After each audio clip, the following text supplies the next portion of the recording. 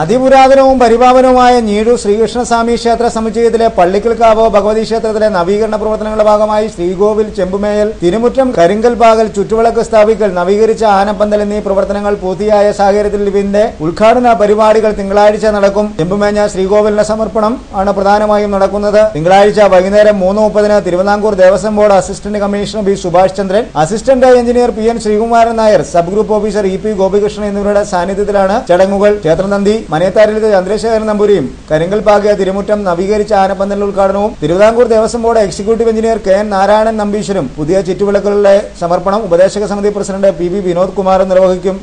ശ്രീകോവിൽ ചെമ്പുമേഞ്ഞും അതിനെ ചുറ്റുവിളക്ക് സമർപ്പിച്ചും കരിങ്കൽപാകിയ തിരുമുറ്റം എന്നിവ ചെയ്യുന്നതോടൊപ്പം ശ്രീകൃഷ്ണസ്വാമി ക്ഷേത്രത്തിന്റെ മുന്നിലുള്ള നവീകരിച്ച ആനപ്പന്തലിന്റെ ഉദ്ഘാടനവും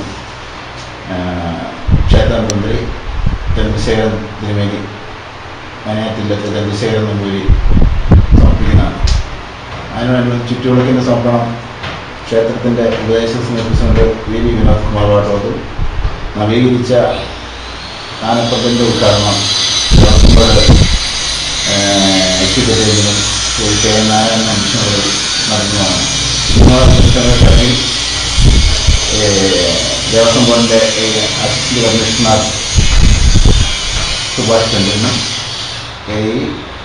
Sreekumar, sub group officer Gopikrishna എന്നിവരുടെ സാന്നിധ്യത്തിലാണ് ഈ സമർപ്പണം നടക്കുന്നത്.